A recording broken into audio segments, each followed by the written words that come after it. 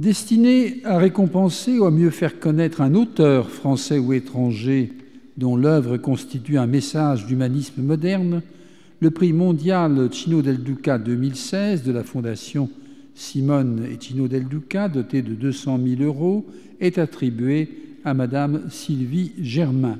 Madame Florence Delay, membre de l'Académie française, va nous la présenter. Madame, vous avez la parole. Le prix mondial Cino del Duca, donc, de la Fondation Simone et Cino del Duca, est décerné à Madame Sylvie Germain pour la puissance et l'originalité de son œuvre. Salué d'ailleurs dès son premier roman, Le Livre des Nuits, paru en 1984 par plusieurs prix, dont celui du livre insolite, adjectif qui lui convient d'autant mieux qu'il a même racine qu'insolent.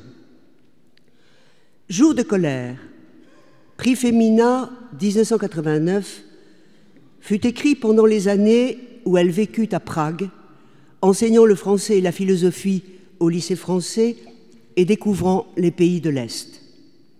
Ces années inspireront d'autres livres, dont La pleurante des rues de Prague, qui enveloppe dans les plis de sa robe géante les douleurs des vies minuscules.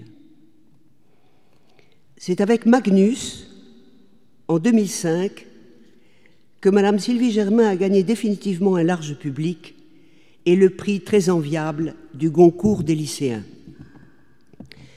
Magnus est l'histoire magnifique de Franz, né de parents allemands juste avant la Seconde Guerre mondiale, grandi dans le culte du nazisme et qu'une grave maladie, à l'âge de 5 ans, prive de mémoire.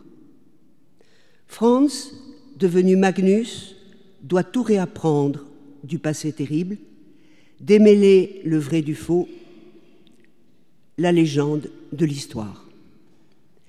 Comme bien des personnages de Sylvie Germain, il est confronté à la question du mal, tandis qu'un vieux moine devenu ermite en forêt, ami des abeilles, frère Jean, incarne un des visages de Dieu.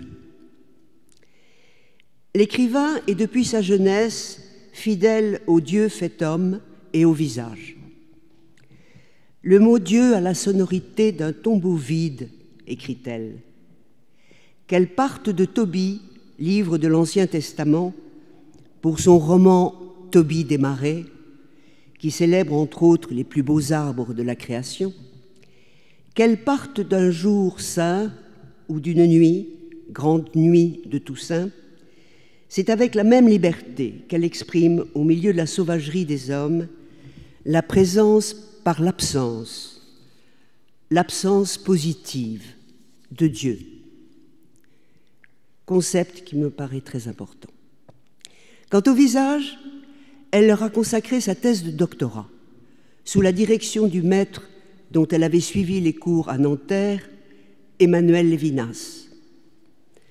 Titre de sa thèse, Perspective sur le visage, transgression, décréation, transfiguration.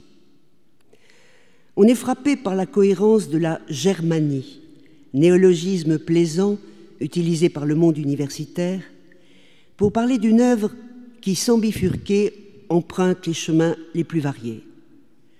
Ainsi, à la table des hommes, splendide roman paru l'hiver dernier, roman fantastique au sens figuré et au sens propre, qui réanime de nos jours la vieille légende de l'enfant sauvage, renoue avec les hantises de Magnus.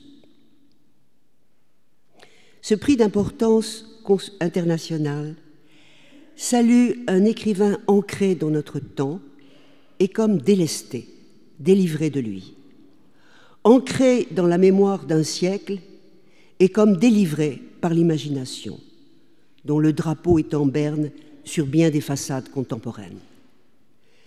L'imaginaire, dit-elle, est l'amant nocturne de la réalité. L'imaginaire ouvre les vannes de l'inconscient, ouvre aux fantômes, aux ombres, crée des passages vers le passé le plus archaïque ou vers les réalités d'en haut.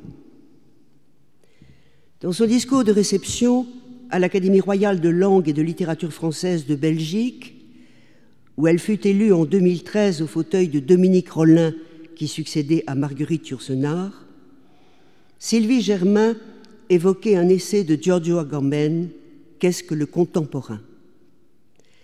La définition du philosophe pourrait s'appliquer à notre écrivain. Contemporain, dit Agamben, celui qui reçoit en plein visage le faisceau de ténèbres qui provient de son temps. Définition qui pourrait s'appliquer si cette extrême contemporaine ne s'employait aussi à réfléchir la lumière. Je vous remercie beaucoup, chers confrères. Et nous allons donc rencontrer maintenant en images notre lauréat, rue Huygens, dans le 14e arrondissement, au siège de son éditeur. Ça fait maintenant un peu plus de 30 ans que j'écris tantôt des romans, tantôt des qualifiés d'essais ou des récits. Et il y a un fil conducteur, je pense que c'est pareil pour tous les écrivains. On se met en mouvement d'écriture au début, on ne sait pas trop pourquoi. En ce qui me concerne, je crois que c'est un peu comme la même raison pour laquelle je m'étais aventurée dans les études de philosophie à la sortie de mon bac. J'ai découvert, comme tout le monde, la philosophie l'année de mes études en terminale.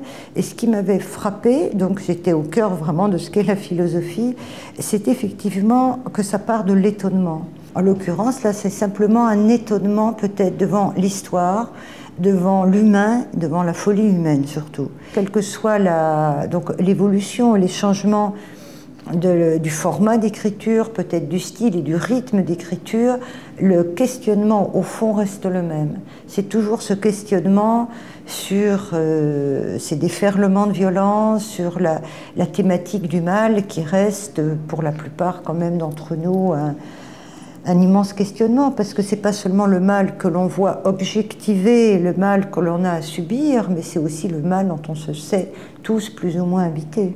La réaction que j'ai appris que j'avais reçu ce prix, c'est d'abord été presque de l'incrédulité et à très grande surprise, parce que je ne savais pas du tout qu'on envisageait de pouvoir me donner un tel prix. On peut qu'exprimer une immense gratitude à l'égard de tous les membres du jury qui ont fait l'honneur de me le décerner, et également, bien évidemment, à la Fondation Cino et Simone Del Duca et à l'Institut de France.